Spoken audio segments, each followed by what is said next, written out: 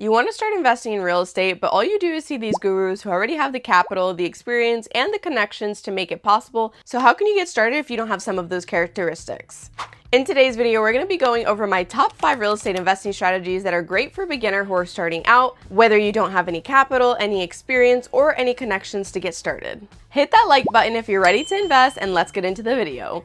The first investment strategy that I really love for beginners is house hacking. It's a super beginner friendly strategy, not to mention you'll also get a primary residence out of it. House hacking is where you buy a 2 to 4 unit property, live in one of the units, and rent out the other. So why is this such a great strategy for beginner? Number one, you don't have to put the traditional 20% down on an investment property. Instead, you can either do an FHA loan for 3.5% down or a conventional at 5%.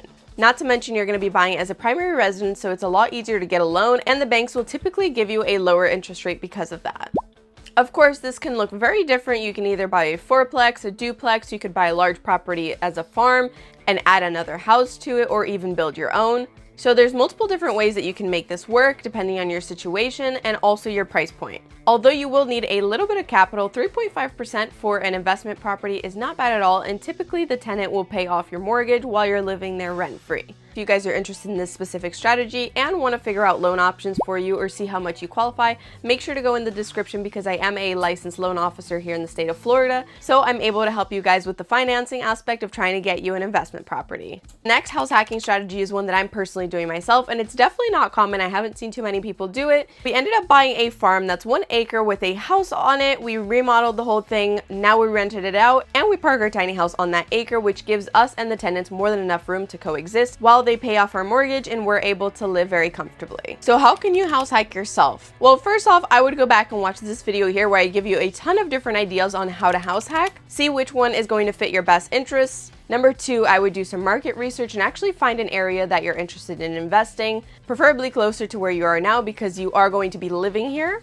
Not to mention it will facilitate it during your loan process. And number 3, I would reach out to a loan officer in your area and see how much you can get pre-approved for, so that way you can actually start shopping for houses with realtors. And from there, you're on your way to buying your first investment property, but also your primary residence, and it should be a pretty smooth sailing ride. The second real estate investment strategy that I have for you guys is the BRRRR method, which I'm sure you guys have heard of before.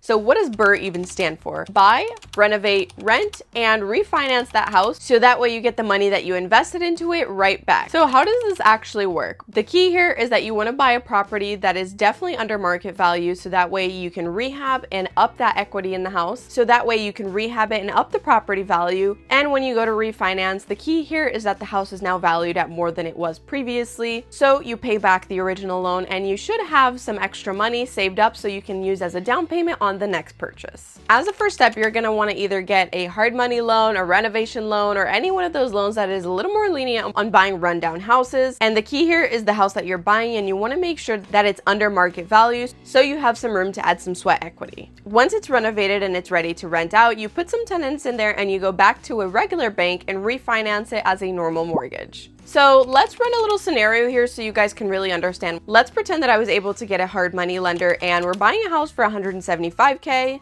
We're going to rehab it for $30K, including all of the running costs, and then we're going to rent it out for $2,000 a month. After it's renovated, the house is actually worth $280,000, so we can go back to a traditional bank, and now that the house is fixed up and will pass an inspection, we tell them that we want to refinance, and I have seen loan programs that refinance up to 85% loan to value, which gives you a lot of the money back. You can pay back the hard lender, and now you have some extra money left over for you to invest in your next investment. And now you have a house that is paying for itself, not to mention you could even cash flow some money on the side and have some left over after paying back the original loan. And to preface this, of course, you need to have a lot of market research and actually study the area and make sure that the numbers add up, so you're not putting yourself in a pickle and the house won't appraise for what you thought it was, and then you're stuck with a house with a high interest rate. This strategy is definitely great if you don't have much money, but you have a little bit of experience because you will need it to start analyzing these deals. My third favorite investment strategy is one that I have also personally done myself, and it is investing in tax deed sales. And how you can take that strategy and add some more stuff onto it and actually make it a lot more profitable. So what is a tax deed sale? I will preface by saying it doesn't exist in every state. There are some states that offer it and others that do not.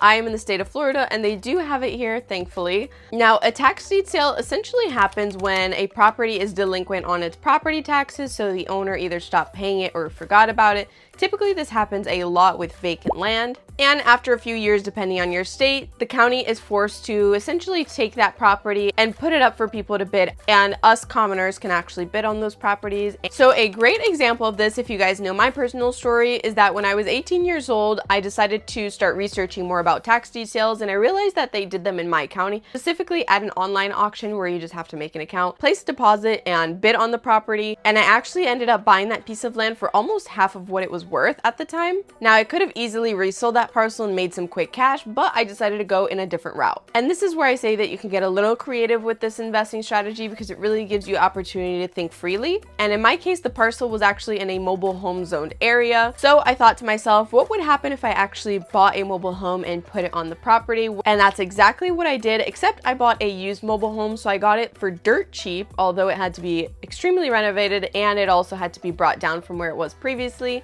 And after renovating it, getting permits, and actually putting it on the property, my goal was to sell it. However, I didn't realize that there was a big problem. And that is that banks don't finance mobile homes that have been previously moved. So essentially the only way that I could sell this property was if somebody paid cash for it, which is not that common. And after that didn't work out, I ended up renting the house, and now it's just free passive income, and I don't have a mortgage on there, so it makes for some really good cash flow. So how can you also invest in tax deed sales? To start off, you want to make sure that your state even offers this kind of thing. Now, the kicker here is that you do need a little bit up front because you will have to buy this cash from the county. But the good news is that I've seen properties sell for as low as like $3,000. So it's not a huge upfront cost, but you definitely want to make sure you do your research and that the property is able to be resold for a higher value, because that's really where the money is made unless you do something kind of creative like I did.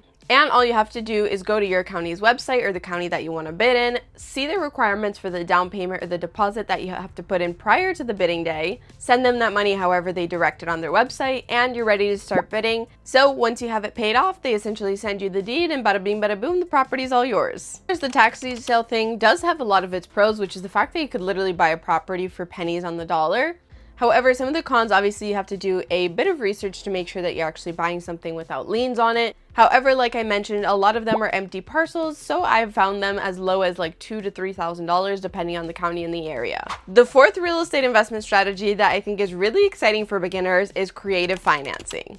Now, creative financing can look like multiple things. You're borrowing money in very creative ways, either from family or from the seller themselves or from other sources, to make sure that you're able to make terms that you can afford and that work for both parties, so it's really accessible and you can kind of mold your own rules. One of the specific creative investing strategies that I've seen a lot is people actually negotiating directly with the seller on terms where they basically overtake their original mortgage, hopefully at a lower interest rate. So when you rent out the house, you're able to make a lot more cash flow because of those low interest rates. So an example that I have for creative financing, just so you guys can visualize it, is let's say Bob has a house and he just bought it recently and he paid $230,000 for it.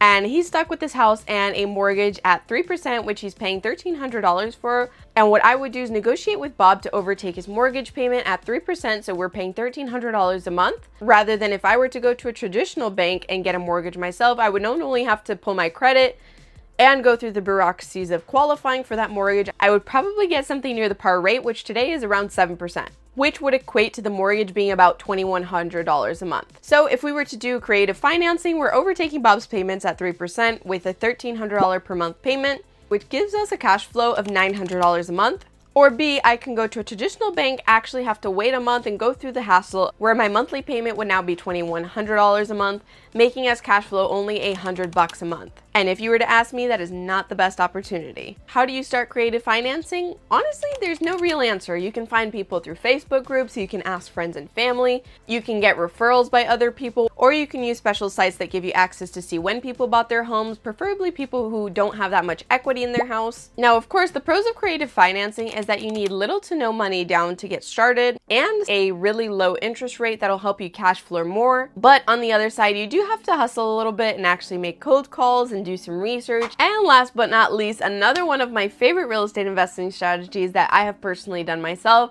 is buying foreclosure properties. Now, a foreclosure kind of works like the tax deed sale thing. A foreclosure sale happens when someone has a house and they end up not paying their mortgage. They essentially foreclose on the house or take the house back, and they put it up for auction so that people like us can bid on them, pay off the remaining dues that the person did not keep up with. It brings in great opportunity because you can really find properties for a really low discounted price. which gives you a lot of room to either flip it or rent it out or refinance it in the future. So I was able to thankfully live and experience through these. However, there is a specific situation where we didn't end up buying the house. However, it was such a great opportunity. Basically, here in the county where I invest and live in, I was just kind of searching through their site to see what was going up for auction.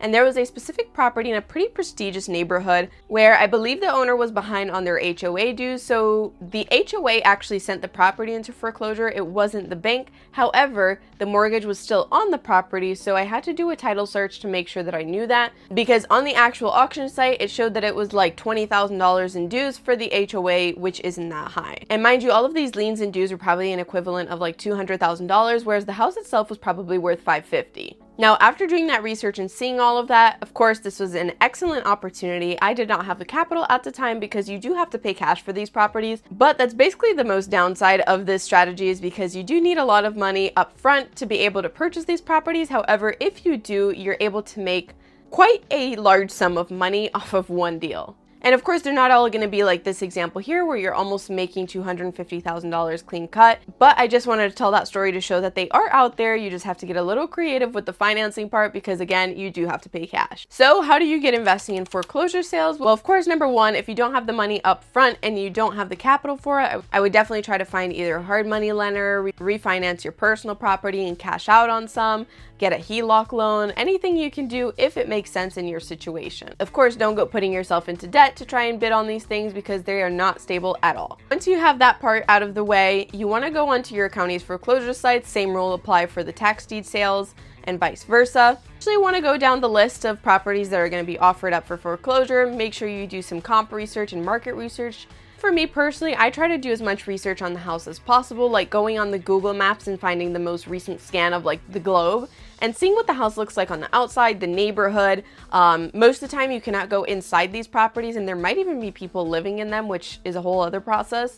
But you want to make sure that you get a good analysis to see if you're going to need renovations, because you do want to consider that into the cost as well. But if you found all of that and everything looks good, you want to make sure that you see how much you're going to bid and give the county the deposit, so that way on auction day you're ready to go. You basically buy the property and now the deed is yours and you're ready to go. Now, of course, I think we touched on a lot of the pros and cons in the example, which is A, you can make a ton of money doing this depending on the property, the area, the research that you do. And it really is a big ticket gamble. However, on the con side, you do need a lot more money up front to get started. So I would say this is definitely more of an experience and a capital thing. But if you're ready for it and maybe you've done 1 or 2 properties, I think this is a great option for you to get started to really amp up that capital. Or do some of these other methods that we talk about and kind of combine them and get the most out of your investment. I do hope that these ideas kind of inspire you to see which one fits your situation best in order to start taking action. Let me know in the comments down below which one was your favorite, and also which one that you guys want to see a dedicated video on. And as always, I will see you guys next time. Mwah.